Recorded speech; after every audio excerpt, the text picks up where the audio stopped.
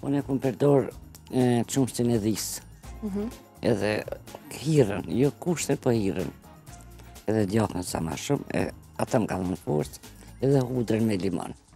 Do jenë këmë këto shtipjake. Lezajsha, kush shumë të ke pisha. Kështë që nuk ka konë letë, po ma mishë se me shku me mborë gjelpona, po pa tjerë. Do më thonë, oriksin kom pas gjithë njëjtë, s'kom pas problem. Vjellë s'kom pas, edhe ma letë e kom përbalu. A qumshtin e dhisë, shumë e kom pi. I kësha dhisë kuqe. I kësha preferu këtë blatë që janë prekni me kancer, qumshtin e dhisë në të kuqe me pi. Ju ka ndihmu? Shumë. Përmendëm që pjesa e terapive shkakton lodhje, ka efekte të shumta anësore dhe shpeshherë edhe ndoshta trupin nuk mundet me përballu një terapi aq të rëndë. Sa jeni kujdes ju, sa jeni mundu me mbajt imunitetin në atë kohë dhe si?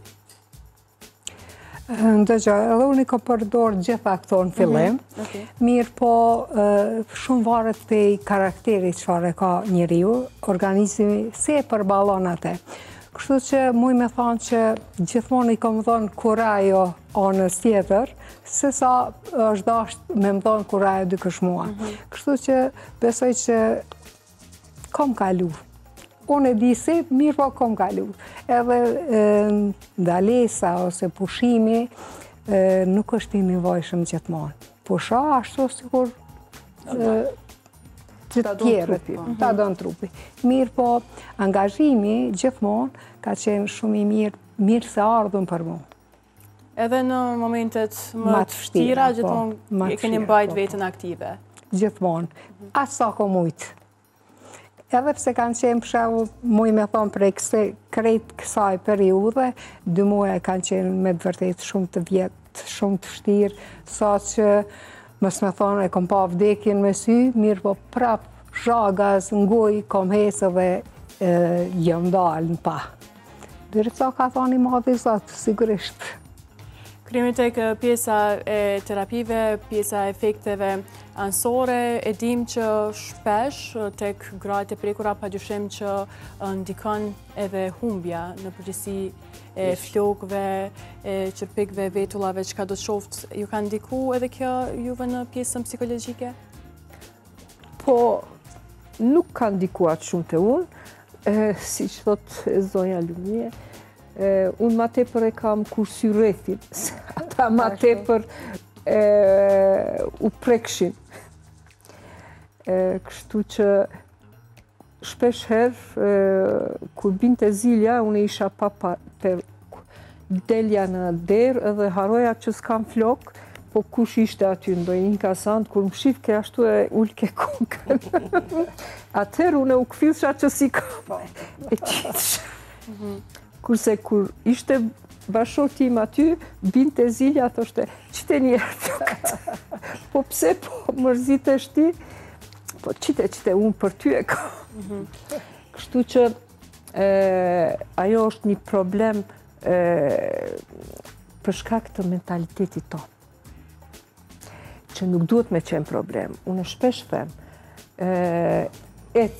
dil, shetit edhe pa flok, se ti do të kesh kujdesin edhe ma të madh nëse do të shohin që ti je të luftu. Edhe nëse hynë në autobus, ose pret në një rent, gjithni keme pas një prioritet. Pse me u...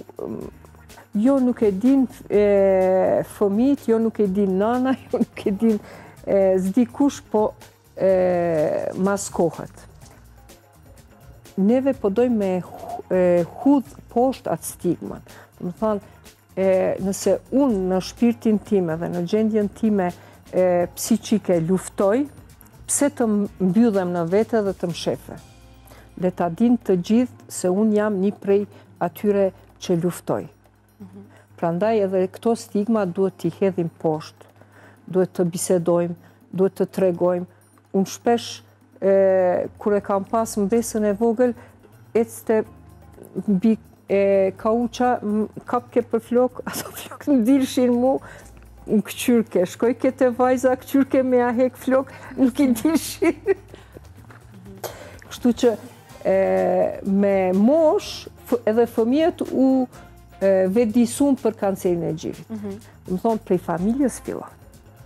Nuk bën me mshef, sepse tash ne jemi të punu edhe në disa projekte që familjet të cilët nanat e tyre janë të diagnostifikuara me kancerin e gjirit me punu me ata fëmijë.